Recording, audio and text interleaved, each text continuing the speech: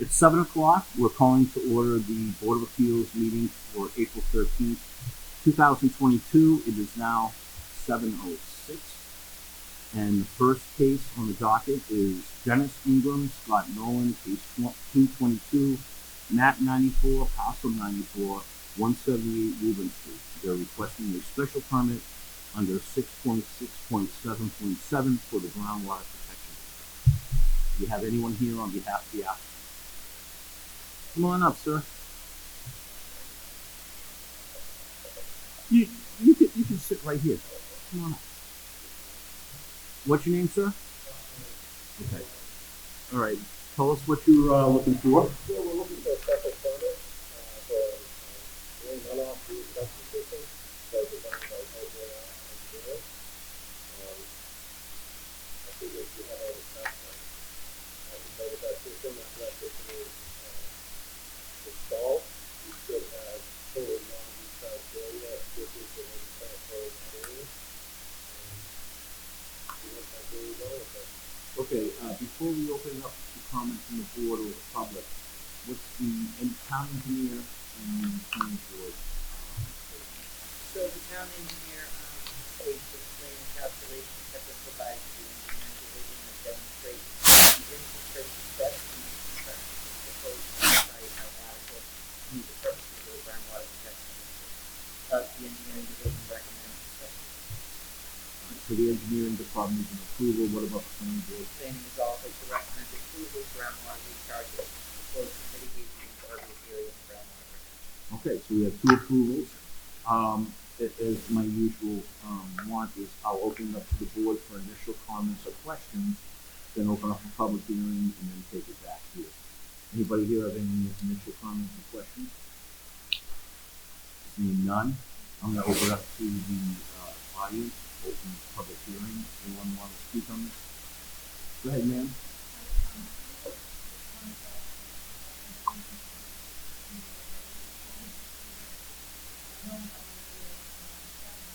Before we get into a couple things, if you could give your name and your address, that would help us.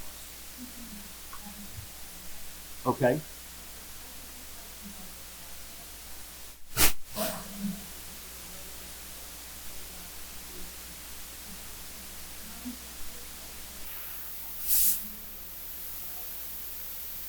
No, what happens is if someone plans any type of development in an area in the groundwater protection district, they have to apply before to get a permit to do so. It's to protect the groundwater. And what happens is it goes to the town engineering department, they review it, the applicant has to provide recharge or some type of system to show that they're taking the groundwater from the impervious is where you have like cement where it doesn't go in, right? And they have to show that they have come up with a system that allows for that water to permeate to a certain percentage to protect the groundwater. So this gentleman or his clients have gone and done a system to show that the impervious area that they're creating has been remediated or rectified by either a system or some other way to get down to that percentage. They then present it to the town engineer who has approved it, saying they've done the right thing. And now it's before us. But anytime you try to do any type of work or development in a groundwater protection district that compromises the percentage of impervious area, you have to come before the board.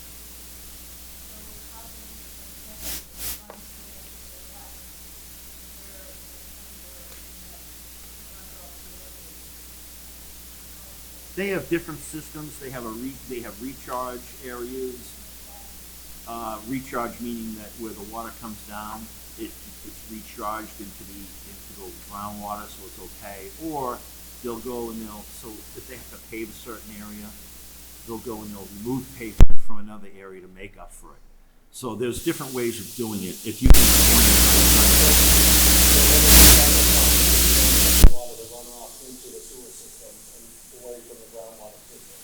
So in the groundwater protected area, that 15% of impervious allowable surface within the total lot area.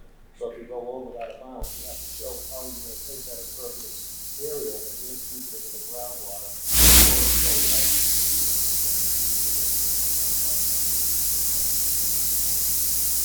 would have to be that. But I was going to say,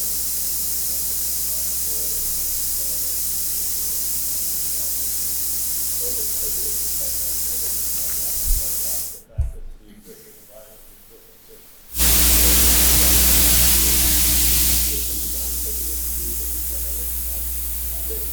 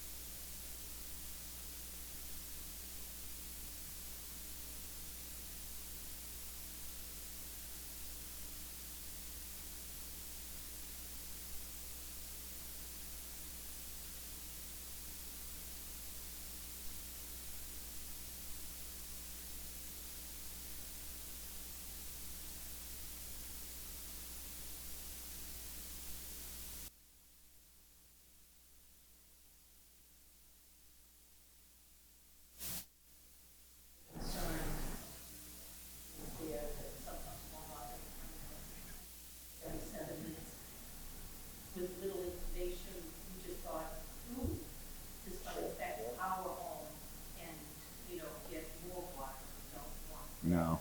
I mean, I guess it's made to put the water that falls from the sky back in the ground. I did my homework and read about groundwater, so I actually understood what Scott just said. Yeah. So I think, the only other question I have is, so that's already, that's already been done before this meeting, or you're about to. Right, they submitted to approve because of the number crunches at this point. Right, okay. And then moving away, we're reintroducing or recharging the groundwater system Yeah. at this point, so we're not having to run into effect on. So, it just sounds like what these were worried about may not have affected people's basements and. Has I think as a whole, a lot of the water It has- that is generated from the surface. Yeah. And I think we're trying to avoid that by Right. having things sit on the surface and pull back in the basement. So Right. recharging it subterranean at that point, we're avoiding that issue. Right. Yeah. Especially if you have a lot of concrete there. Yeah, exactly. Yeah. So, what is some of the recommendations that you have? To the property. Just So what we're gonna do is we're gonna introduce all the drainage, from the gutters into the drainage systems that are gonna go into these, contact infiltrators, which are below the surface. They collect the water and then we introduce it through a stone bed and disperse that water. So it doesn't sit on the surface and maybe flow on the property or whatever. So chip out and. Yeah, similar to a driveway, yes, exactly. So the engineer gets involved in it because they have to do the feed and everything else that goes on based upon when the water fall at a certain time. the addition and the existing home will all be tied into these infiltrators. So in the groundwater protected area, if you live at halfway acres, it's set at 15%. So it gets the calculation of 15%, so you can 1,500 square feet or whatever it may be. So we were above it after the introduction of the addition, but by doing this infiltration, we bring it back down so that below that 15%. Nothing can be done about our neighborhood's issues with. Outside of drainage, water do you have a French drain or do you have that type of drainage? Yes. Yeah, it's a little like that old Shawshy, I mean, the Ipswich River area. I mean, I have the same problems in the Mount Hathaway. But yeah. I mean, it's like, okay, we're protecting the groundwater. Okay, It's negative for us. Yeah, but it should, it's a net result of that, it wouldn't change or increase the effect on the, whatever problems you may be having. At least I don't believe. The only other alternative is to put the ground, to put the water, the drainage into the sewer. And that's not, from what I understand, environmentally friendly. So, I mean, this is, an environmentally friendly bylaw. And it's to keep the water in the aquifer and not drain it away. So. For the surface. Yeah. Anybody else? Go ahead. So, no, I just wanted to, most of the time, I just appreciate that we came, because otherwise, what would happen, we have to make, would be like, oh, since they did that, I have more water, just to like kind of eliminate that it's nature that's going to continue having the problems that they It's completely inadequate, so. Yeah, and knowing very little until I get home reading the website. An open exchange of ideas and information. It's always a good thing. Anybody else? Go ahead, ma'am. I'm Kathy Killian on Sheridan Road, on the floor. Am I correct? Did I hear you say that the gutters on the existing property will be tied into this? Yes. Which is turtle fall off on this side of the house. Facing Sheridan Road. Facing Sheridan Road side. Okay, so I didn't understand the property. We wanted to confirm that the gutters on the entire property Yeah. will be tied into this. This currently is a terrible fall off, drain off of the water that goes off the roof, that just goes into our yard. Yes, we So will. that will, The existing home, the proposed structure is supposed to be on the wrong side. Right here. Oh, sir, hold on, sir. Name and address, please. Thank you. Thank you. Thank you. Right, our backyard is at their house. And since he put the pool in, we seem to get a lot more water and runoff from his yard into ours. And ours is just a little bit lower than his, and I'm just hoping that it won't add any or hopefully subtract. Actually, the terminology they're using is mitigate. It will mitigate that surface water runoff that's coming from the home towards your property. Now, the existing basketball court is not anything that, we could do, or the pool. So those are the things that bumped it above that 15%. So by mitigating the home and the additions and everything else, brought that down below. So it's actually a reduction in the water that's being introduced to the surface at this point by bringing it right down to the groundwater level and reintroduce it to the aquifers. Okay. Anybody else? Already exceeded the 15% then. It was before the law, the introduction of designation as a groundwater protected area. So it's almost a grandfather, or whatever, non-conforming, would be the term, existing non-conforming. So you introduce a bylaw that's after the fact. Okay. Okay. Anyone else? I have a question. Sure. What's your name, ma'am? My name is Diane Sullivan, 31 Sheridan Road.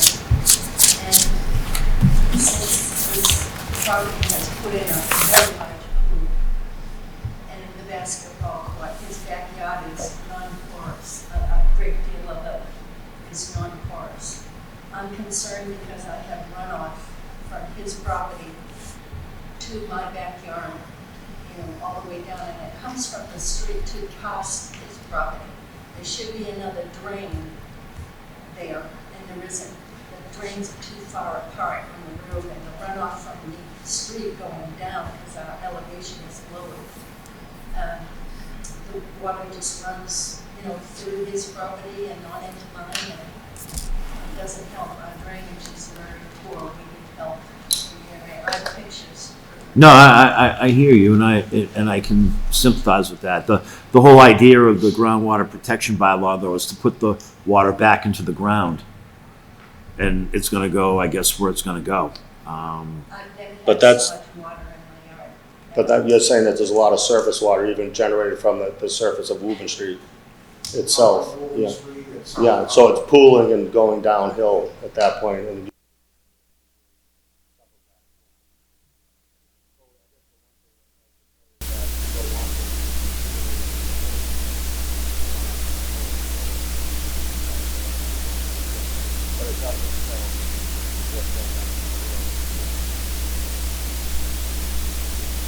Anybody else?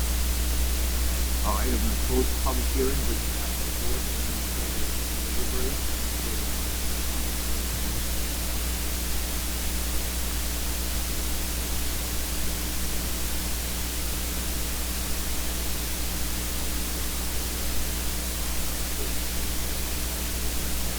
Special permit.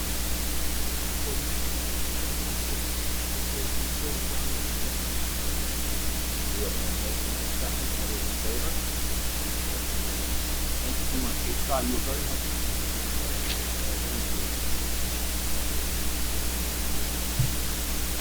Next on the docket is case 322, the Wilmington 4th of July celebration. Massachusetts Park, 38-1, Town Farm, 13, to watch. They are requesting a special permit for carnival to be held on June 30th, 22, through 4th, part of the town's annual carnival. Hi, how are you? What's your name?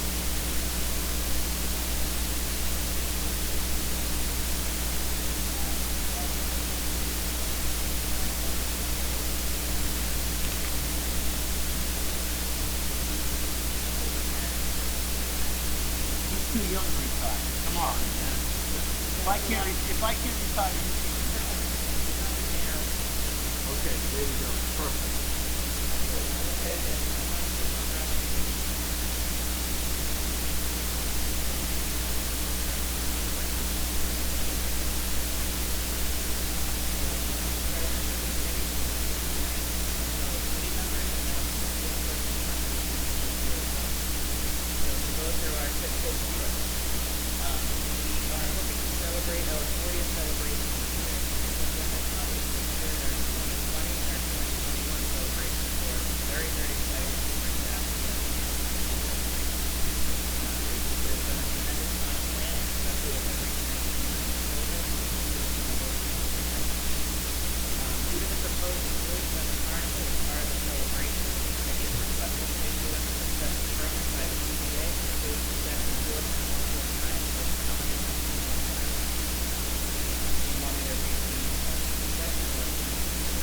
I mean, we now, we try your application.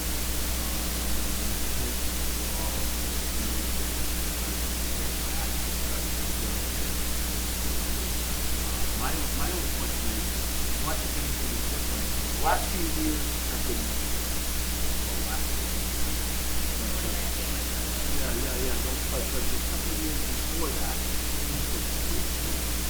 it's been pretty good.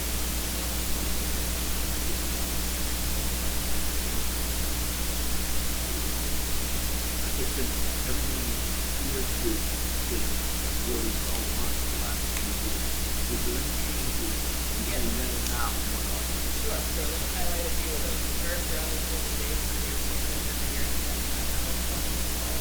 This year we are aiming to open up on Thursday and Thursday.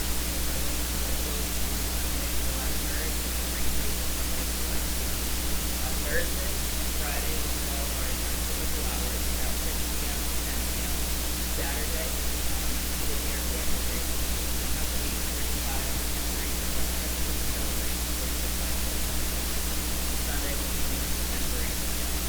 Should it rain on Sunday, then we'll close the rain date on Monday.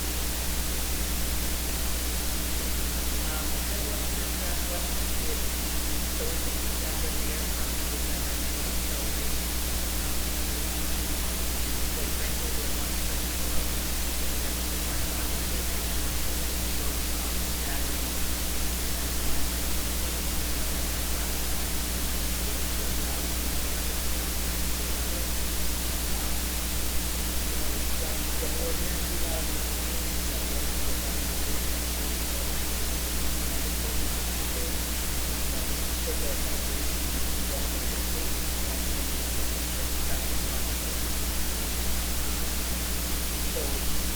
quite frankly, I don't think we can really fit more than a 15 based on the current layout. So I don't think there's any conflict of left down here, unless the rest of the time we'll have to happen.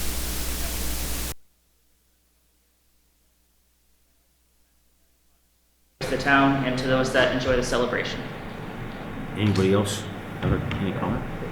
The question I have is, during the terrorist issues and all of that going on, there was concern about, blocking the fencing and making sure there was an issue with exits and entrances. Mm-hmm. So is anything different this year? Like if there was a cataclysmic issue and there was a rush, Sure. I mean, is everything blocked off in a narrow exit way? Would there be a problem? Can you explain a little bit about that? Yeah, so the police department ultimately has jurisdiction over the public safety matter of the celebration.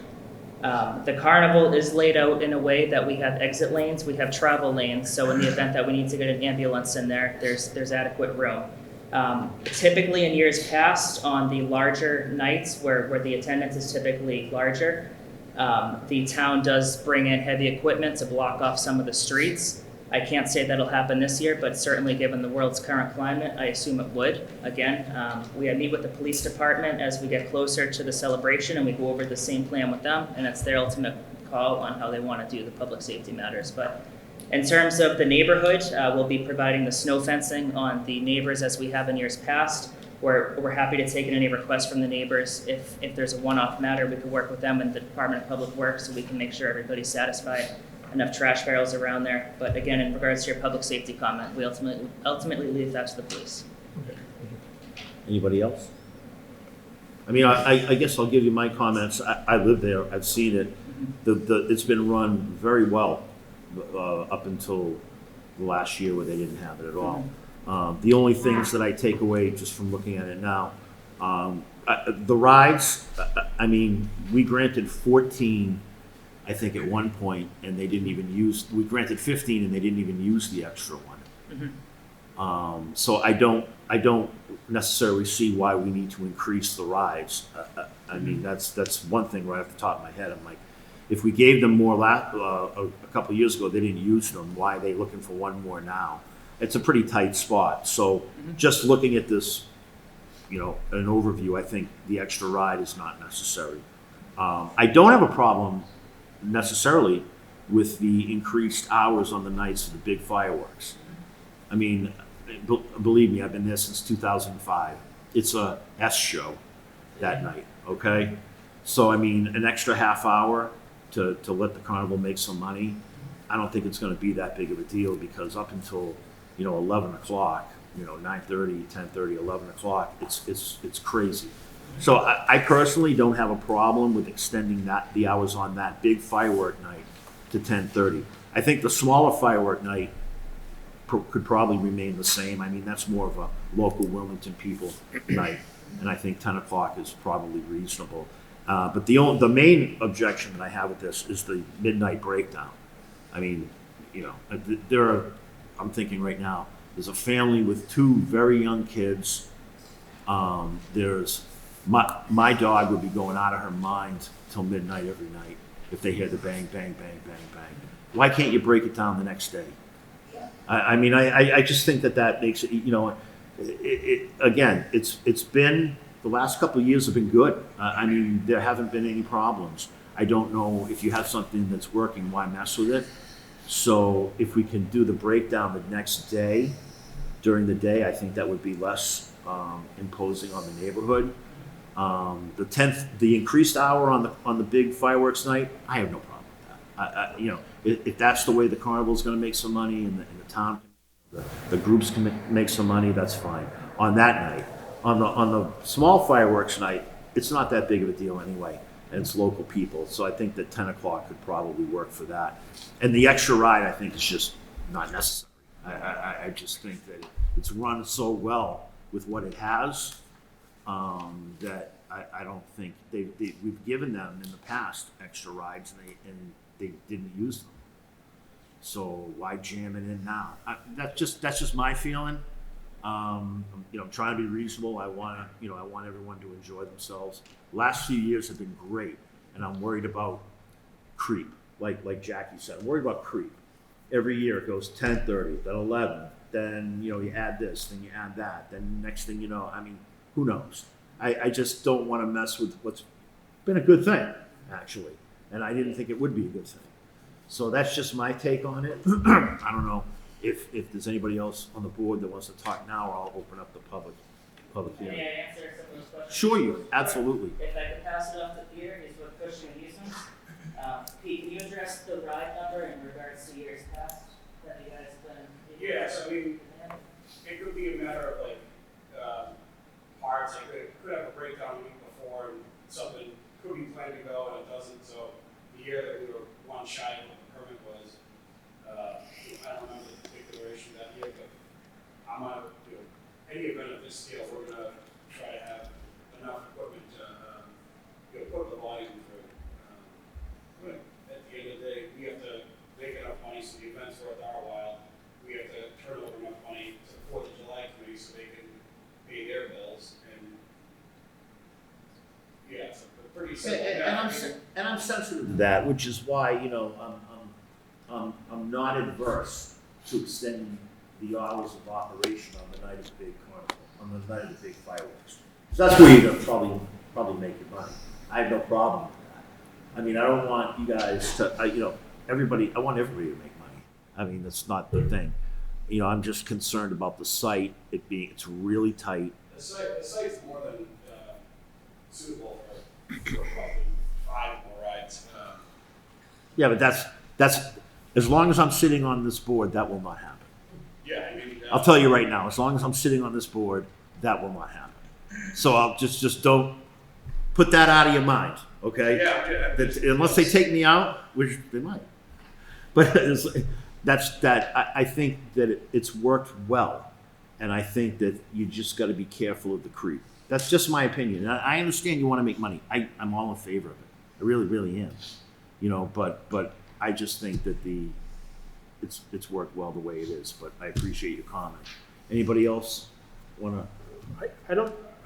Personally, I think the idea of staying open an extra half an hour on the firework night to mitigate traffic is something I never thought of, but it makes a lot of sense to me. So, I think that's kind of a concession. To me, the extra half an hour doesn't seem like a bad idea, and keep the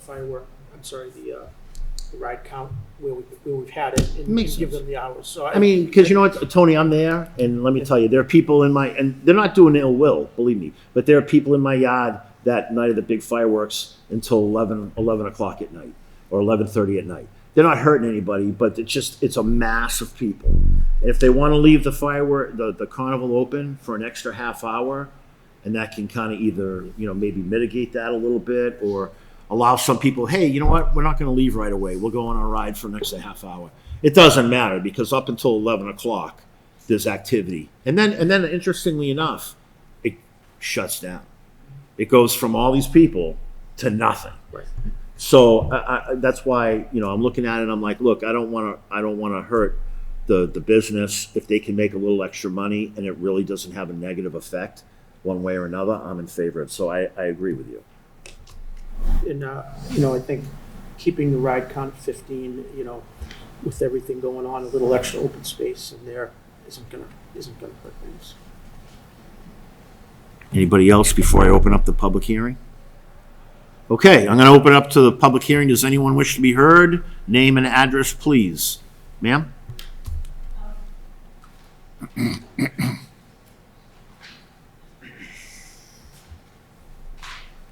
Crooker, 135 Middlesex. And if I could have something up to your board members? Yeah. It's just some information.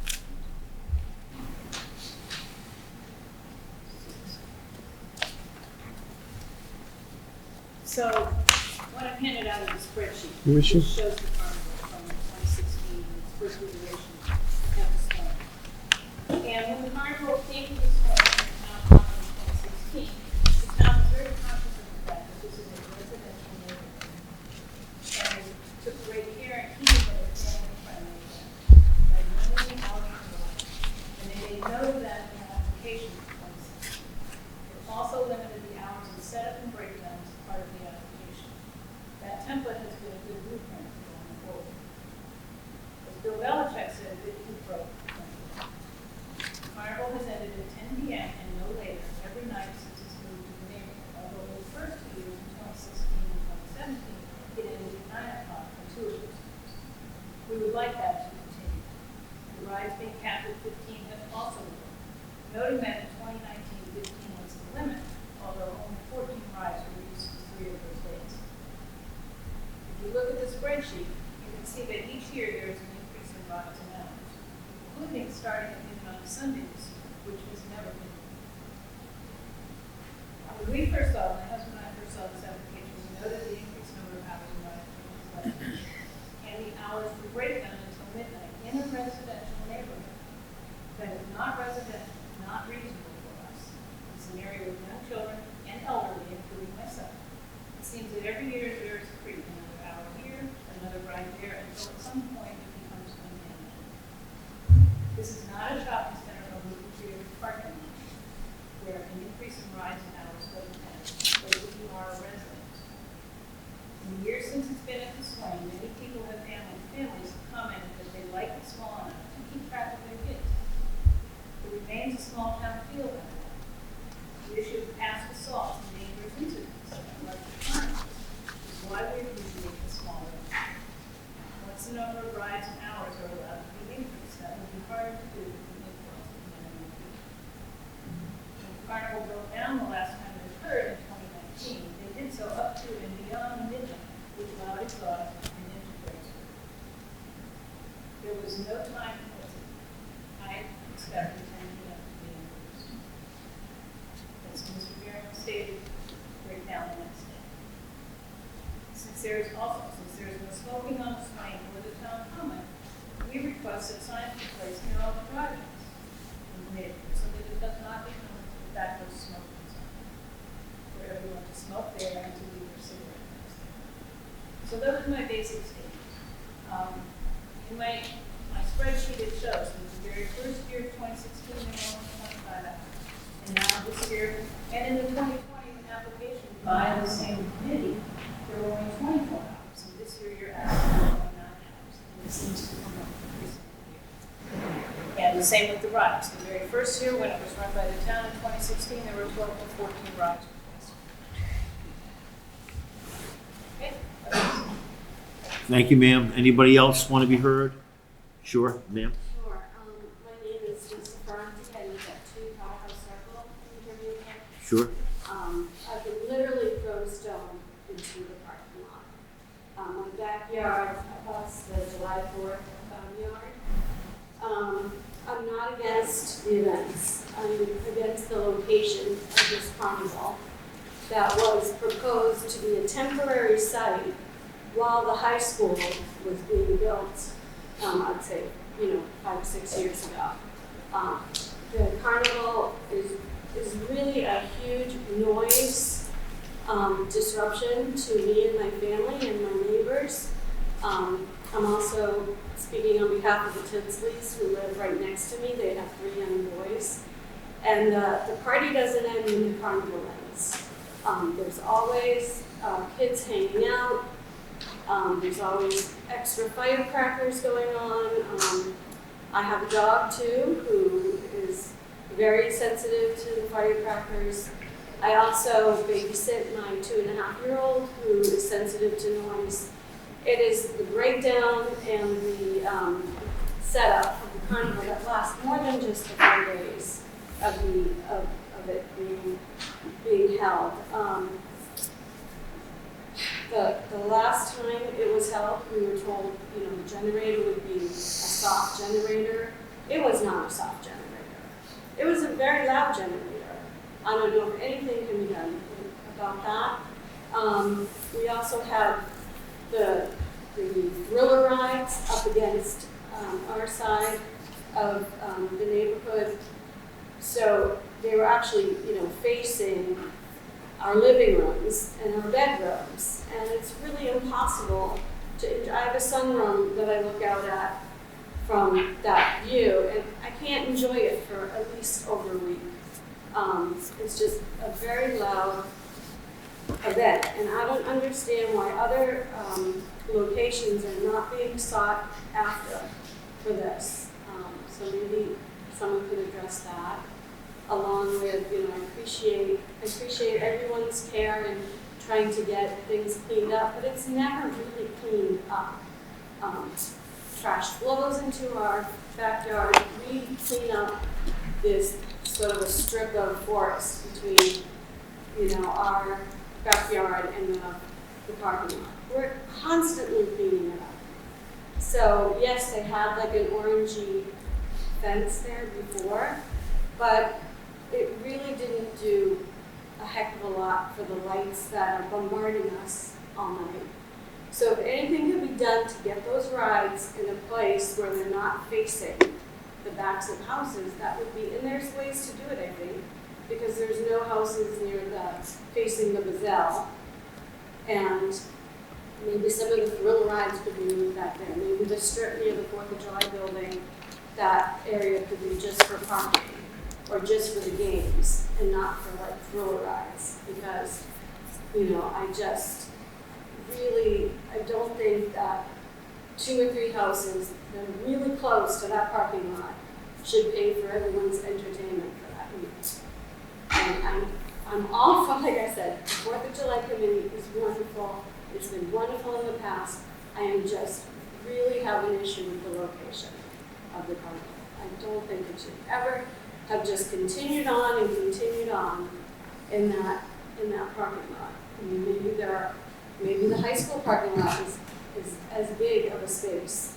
Maybe St. Thomas is as big of a space. I understand we don't want to move it to the Shriners. We don't want to lose the community feeling of it. But I think that we have to take a second look, or at least scale it down to a point where it's tolerable for the neighbors that live there. I mean, we put up with a lot in that parking lot.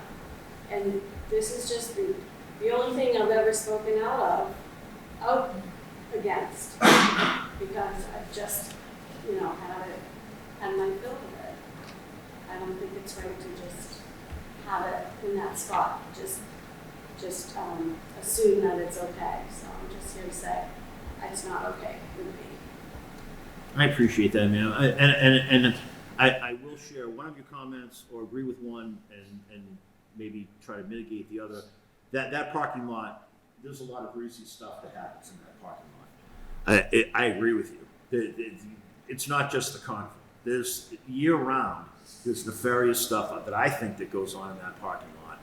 And, it bothers me too. I mean, there are cars there coming and going, headlights on, 2 o'clock in the morning. What are they doing? What are they doing at 2 o'clock in the morning? Cars coming in and out, in and out. But I'll set that aside.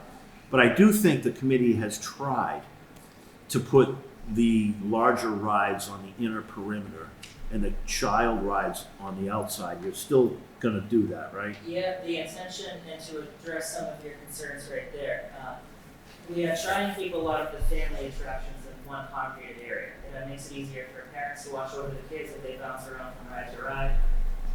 And we also like to put a lot of the larger boxier type attractions, such as fun houses, on the perimeter of pretty much if they follow the 4th of July.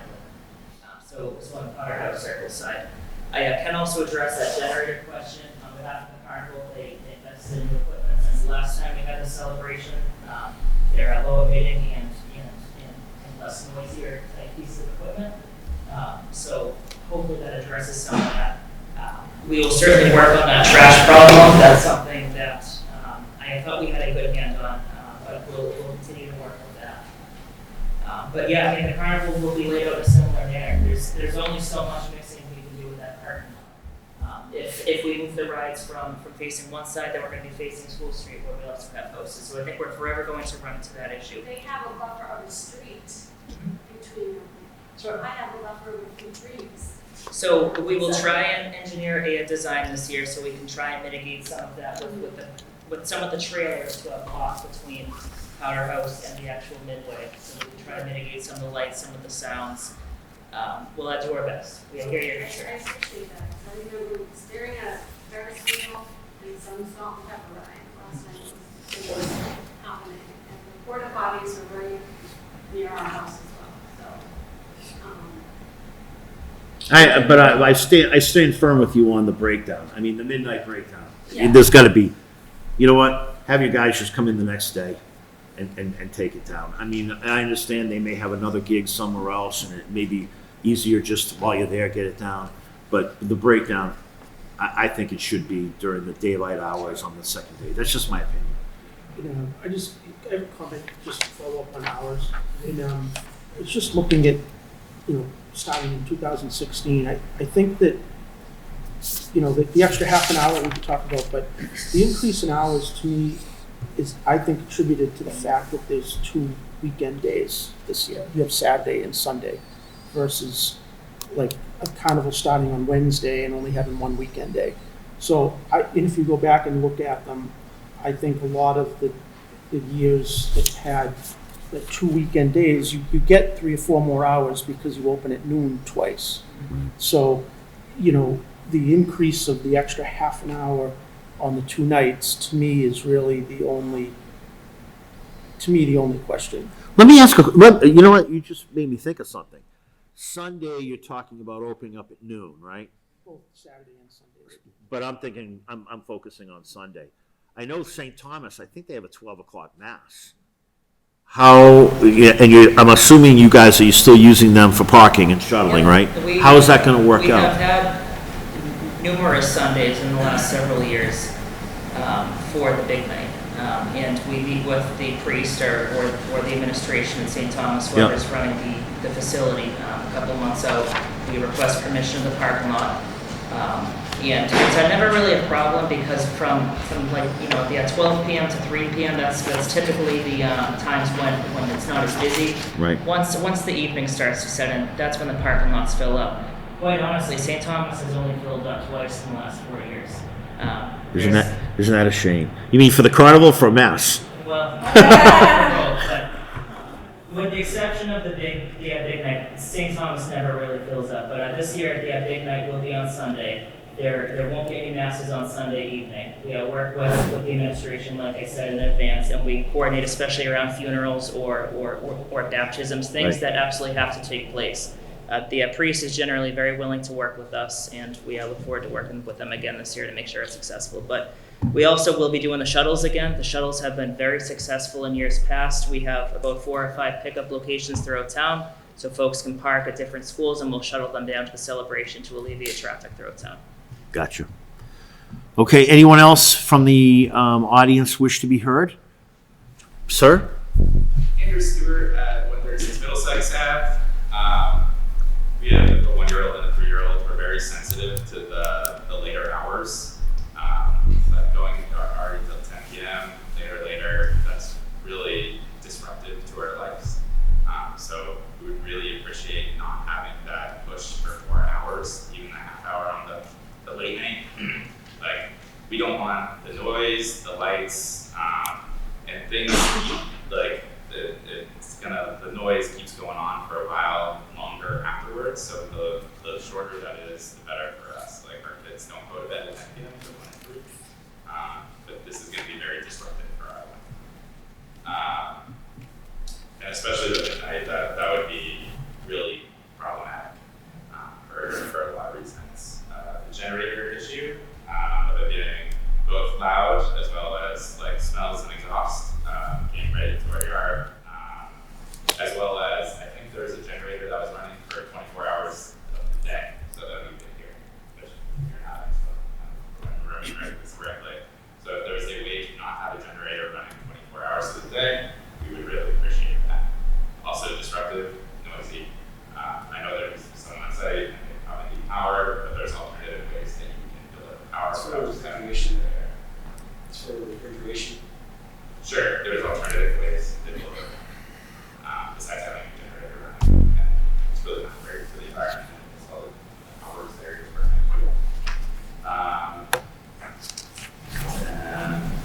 yeah. Another thing, I'm just really curious about the incremental cost to the town of all this. Like, I like it. I like the celebration. I like having it go on. But every additional hour, like what is this stuff? What does it cost to the town? I'd be curious just to know. I think it's a good money well spent. It's like brings a lot of joy, brings the community together, just understanding that. And then to your point about like an alternative location, I don't think that was addressed at all. I don't, like, we haven't been here that many years where it's become disruptive, as for you. But like maybe propose an alternative location and allow it to work here. Maybe that's a requirement, and next year you would at least, because this was asked last time too, and it wasn't addressed, and you didn't even address it right now. I'm happy to address it now.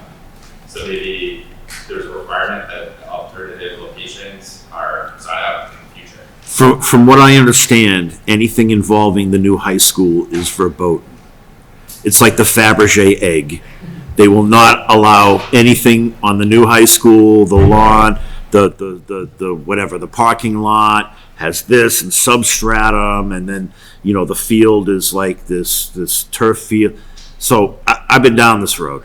I agree with you, but from what I understand, that's a non-starter with the town. So prior to your residency in town, the carnival took place on the high school campus.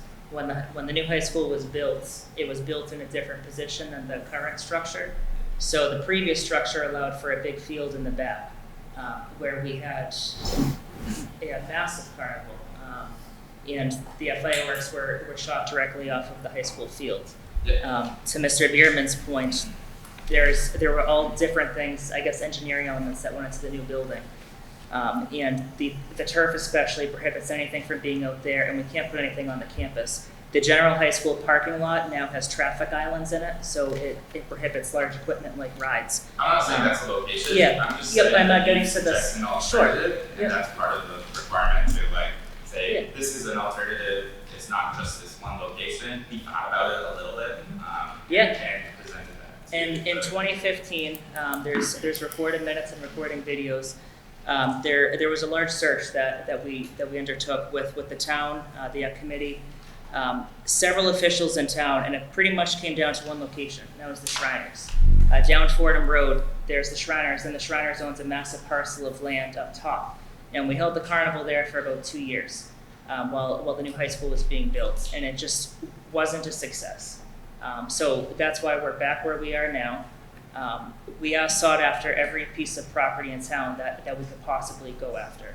And they all had some sort of elements involved that prohibited this type of celebration. So to your question, there was a large search. We're certainly willing to undertake another search, but it's probably going to conclude similar results since the town really hasn't changed much in terms of geography. Okay. Anyone else wish to be heard? All set? Okay. Bring it back to the board. Does anyone care to have any further comment, questions, or make a motion?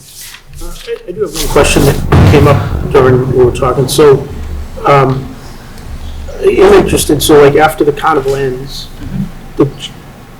there's 2 generators that are in the layout. Yep. Those both run all night. Like they run. They don't shut down at all. I'm going to defer to Peter on that. That's okay. No, we have a small, like a really small one runs through like refrigeration and stuff for the food that's on site. So there's two generators. I see one of them is kind of on the right-hand side, adjacent to the 4th of July building, and another one is back up against the hill on the left-hand side. Which one of those would be? Is it a different generator than those 2? So probably. Or is there a third, smaller generator that you run at night? Yeah, kind of towards the fire lane right in the middle, and right smack down in the middle.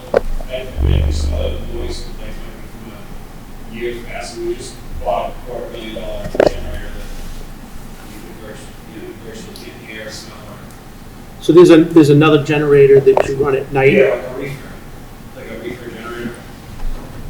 And that's behind those, or near those things? Yeah, it's We'll just ask them if it's on the map. It's not on the map. They didn't put it on the map. Usually 2 or 3, try to keep a standby on site. So this map doesn't reflect all the generators on site. So it sounds like years past, they've had two, it sounds like years past, they've had three. Probably just depends on what the current need is. I'm certainly happy to add a third generator to the map if that's what it takes. Work with you guys to put the generators where we need to. No, I think,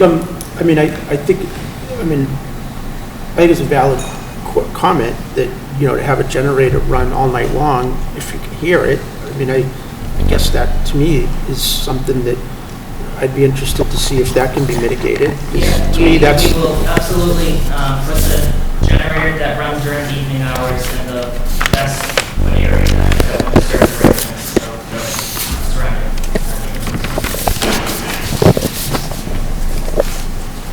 Anything else, Tony? Anything else from the board? Anyone want to care to make a motion?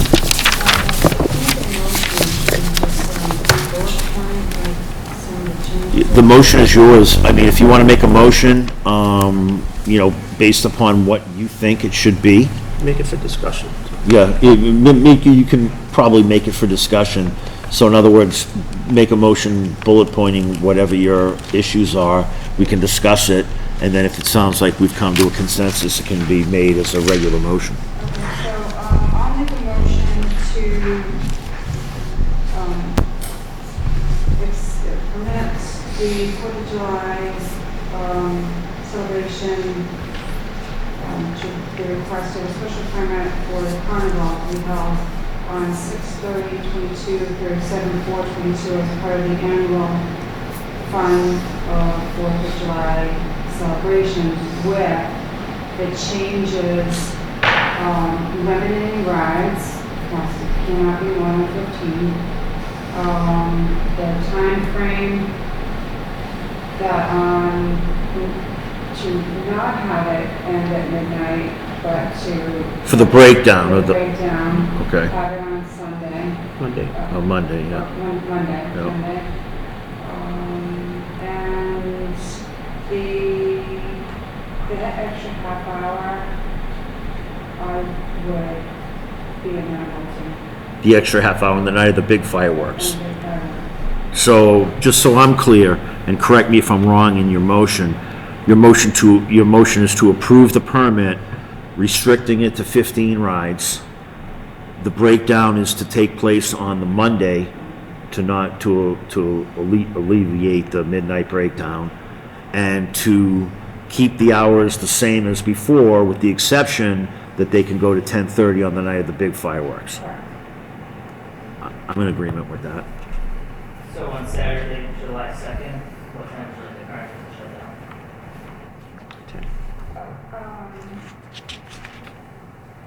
So I'm open to either.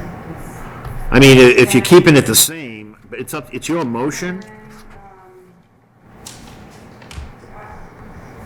I'll be flexible and do 10:30. See, I think that's family night. I personally think that extending it to 10:30 for the night of the big fireworks makes the carnival some money, some real money. That second night is not as well attended, in my opinion, and it's more of a local thing. It's your motion. If you want to make it till 10:30, you can. I want yes. I'm looking for all of us to, yes, so I'll do 10. Just, 10. What are you doing on the time family again? night. What are you doing on the time again? I'm The- sorry. Just a 10 on family night. So the only changes from last time is she's granting them until 10:30 on the night of a large fireworks display, which is Sunday? Sunday. Which is Sunday. Everything is the Or same as it Monday, was right? before. Right, we're just increasing it on the big firework. That's gonna be the extra half hour. Everything remains as it was. I'll second I that. guess by like 10:30, what does that mean? Does that mean lights are off at 10:30? Or does that mean, because 10:30 last, or whatever, 10, well, the lights are off 10:30 to 11. So I just want to be clear on what that means. Since the rides are shut down. 10:30 means the rides are shut down. Yeah. Activity, yeah. And then lights off by, You'll see some emergency lighting that the town has set up, especially in some of the streets. That might be on until about 11 or so. It's at the town's jurisdiction when they want to shut down safety lighting. But in terms of rides, there's a hard stop at 10:30. I can assure you that you'll see the police department start walking through at 10:15, starting to move people around. So there's a hard stop at 10:30. That's always been practice. The police department always goes into the midway, leading up to the end of the evening, and they start to move folks out of there. I think that's a reasonable compromise. You want to make your motion for, not for discussion, for a straight motion? And do we have a second on that? We have a second. All those in favor? Unanimous. All right, good luck. I hope you have a great celebration and the town has fun. Thank you, Patrick. Nice to meet you. Thank you.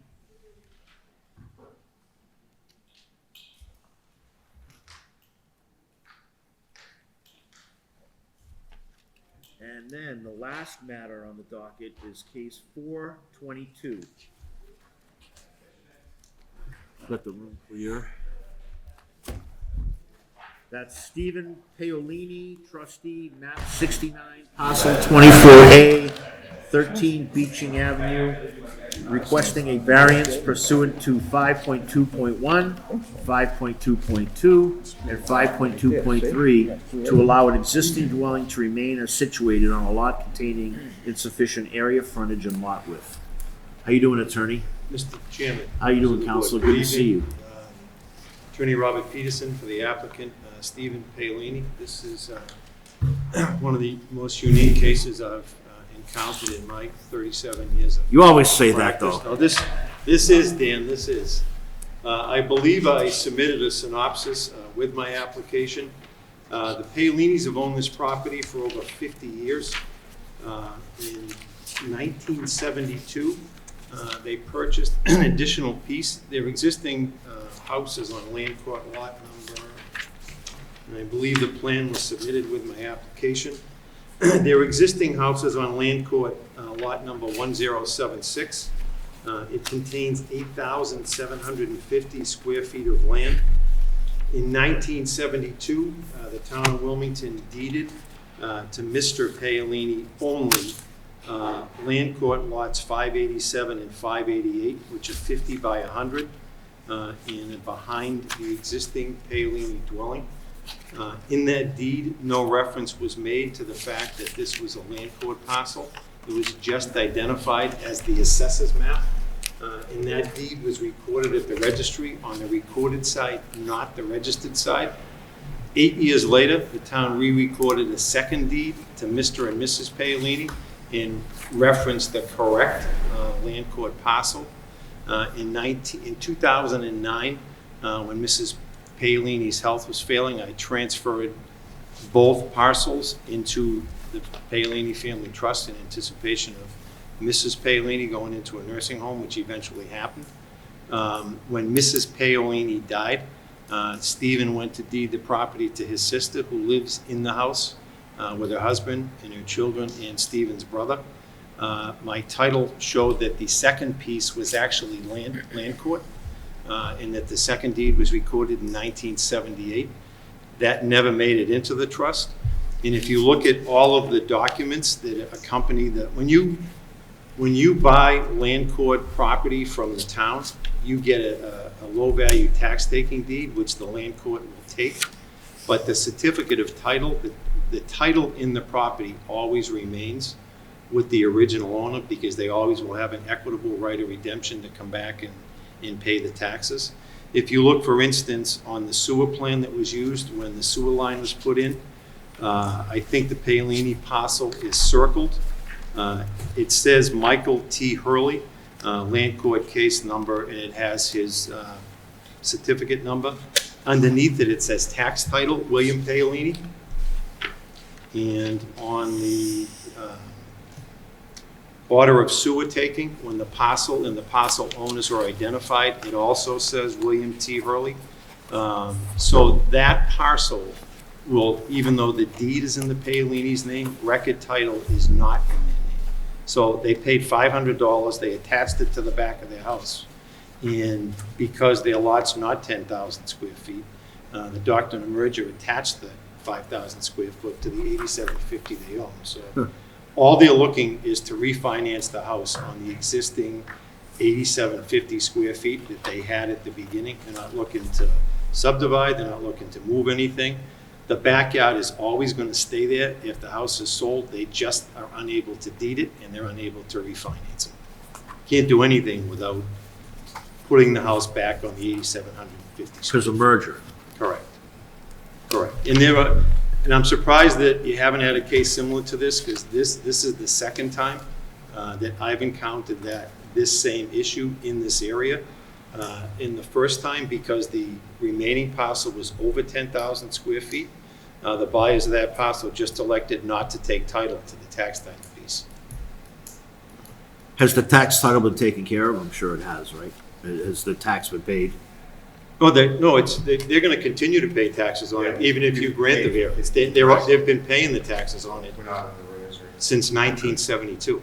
The MLC, which I submitted with the application, shows the 5,000 square feet. The town is going to So how is the title going to get fixed on this? To be honest with you, you're telling me it can't? Maybe they can go to land court, but they'd have to search down somebody's ears from 70 years ago. So it will continue to be assessed as 13,000, but when they sell it, they're only going to be able to sell 8,750 square feet. Right. Wow. To make matters worse, since bad title or not, it never made it to the trust, and Mrs. Palini ended up in a nursing home. So to compound a bad situation, It's subject to. if they ever go to try to fix it, Mass Health is going to come out. And Well, you were right. This is a new. I don't know if Mass Health was ever actually. Well, they would have been, because She died. It's all real estate title stuff, but they're screwed because it's a difficult situation. But you're basically just looking to make this lot to what's the relief you're actually asking? to allow the existing dwelling to remain on the lot's non-conforming. It's non-conforming even without that piece, because it Correct. doesn't have the width. That's right. But if you take it as a whole, it lacks area, frontage, and lot width. So you're just looking to make it continue to exist so they can refinance. Correct. Or sell it someday. There's no building on it right now. Nothing. There's a house on it. They live there. No, I'm on the other piece. And there never will be. And there because never will be. It's merged anyway, so even if in the future I can fix it, it's part of their title. So. Yeah, I mean, I think this is a relatively easy one. I mean, in this, honestly. when's the refi? As soon as my 20 days is up. God willing. So what is the actual, it sounds, what is the actual variance for? I'm a little confused. So the variance, Tony, if you look at the plan. Yep. Right now, if you looked at the assessors map for this parcel, they're being assessed, if you look at the lien certificate, they're being assessed for $13,750, which is the $8,750 on the clean title piece, and the $5,000 on the not so clean title piece. So all I'm asking this board to do is to allow the existing house, if you look at I believe this was submitted. Yeah. If you look at that plan, I'm asking you to allow the house to exist on lot 1076, period. So are you asking, I don't have a problem with any of this, I just want to make sure I understand it. So you're asking to basically recreate lot 1076 and allow it to be a non-conforming lot? Absolutely correct. That's basically what you're asking Yes. for? So that's what they owned before the town gave them sold them the other two pieces for Because of the $500. merger, the title got screwed So you're up. basically splitting them back? Correct, putting it right back to, there's no building going, there's nothing going on in the back. It would just allow them to refinance. It's actually pretty straightforward. So the question I have is, so if they were to refinance, you're gonna do a title search, correct? That's how I found out there was a title with the back piece. Okay, so even us approving whatever this is, how does that correct the deed issue for the refinance? Because if you grant this variance and 20 days goes by and I record it against this certificate of title, they don't need the back piece anymore. So it's a doctrine of merger, Tom, whether the title was good to the back piece or not, once they recorded it at the registry, the town merged those two lots together. And so if you have because that's an R10 area, lot 1076 in and of itself isn't 10,000 square feet. So in order for them to refinance with clean title, they have to do exactly what Tony just said, take that piece off the back piece and make it separate, which is how it was prior to 1972. So does that do anything as far as the taxes being paid? Does anything change? No, they'll continue to be assessed for the entire piece, and they'll continue to pay. This is just something to make the bank allow them to refinance it because there's a title problem. And to make their title marketable when Correct. they go to sell it. That's correct. If I may, the whole problem is the piece still has the existing owner's name, so they can't. But that still finance doesn't with go someone away. owner.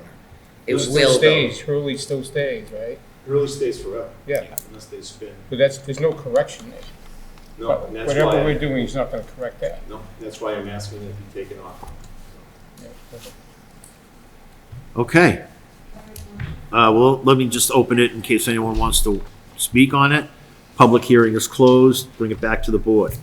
I will make a motion to accept the request for the variance pursuant, case form /22, to accept the request of the variance approved, pursuant to section 5.2.1.5.2.2 and 5.2.3 to allow the existing dwelling to remain as situated on a lot containing insufficient area with frontage and lot width. Do we have a second? We have a second. All those in favor? Unanimous. All right. Very much. Good luck, folks. Take care. All right, so that conducts the regular business of the meeting. I understand we have a poop load of minutes. I'm trying to be good. Try not to swear during Lent. It's not working. So, back to. If you could do me a favor, Kelly, as you go through them, mention the individual or individuals who are not present so they know that not to have to vote on it. And we'll take them one at a time. I think everybody's had the opportunity to review them. This has been building up for a few months. Okay, so I have July of 2021. Wow. Was everybody here? Everybody was here. Were they on Zoom? Anyone make a Yeah. motion to accept the minutes? Second. Second. Unanimous. All right, October. I'm sorry, September. There was no August, so September. Was everybody present? Everybody was. Entertain a motion. Accept, motion to accept. Second. All those in favor? Unanimous. Okay. Next is October. Okay. And Tony was not here. Okay. Other than Tony, do we have a motion to accept the minutes? Motion to accept. Second. Okay. All those in favor? 4-0. Unanimous. November. Who wasn't here? All were there. Sorry. Okay. Roll with it. Just roll with it. Yeah. Yeah, it's good. Accept. Second. Right. Second by all those in favor? Unanimous. All right. And then in December we had two of them because we had that special one. Yeah. that we Was allowed. everybody So, present? All right, we had already done November. Yes, everybody was present for both of those. Motion to accept. Both. Both Yay. dates. Second. Second by Ms. LaCour. All those in favor? Unanimous. Nice. That's it. Look at that. Woo. Rock and roll. Is that it? That is it. Okay, now our next meeting is going to be in May. May, we only have one case. God, I can't think of the date. I'm sorry. That's all right. It's all right. Is it the The scheduled second. is that the 40B matter? Nope. Not That's yet. not. Okay, so we have one meeting on one matter on for the next meeting. Correct. And the That'll date be the regular date for the second. is May 11th. Thank you. Yep, the second. Okay, May 11th at 7:00 is for our regularly scheduled meeting, one matter on. Do you believe it's going to be moving forward, or is this I going to do. be? Okay, Yep, so, it's a special permit. It's okay, all right, So so, I'm gonna be in South Carolina, and I'm not sure about the 10th or 11th. So can I get back to you on my attendance on that? for May. Mhm. Do you want, or I can ask the applicant if he minds if Yeah, you're I not just need there. to, just to get whether it's the 10th or 11th, then I'm coming back, I'm not sure. Okay. Yeah, actually, just let me know. just shoot me an email. Okay. And then if you're not, I can run it by the applicant, because it's a pretty simple one, it might be. Yeah. Okay. All right. All right. Anything else? Entertain a motion to adjourn? Motion, second. All those in favor? All right. Take care, everybody. Have a great month. WCTV, connecting our community.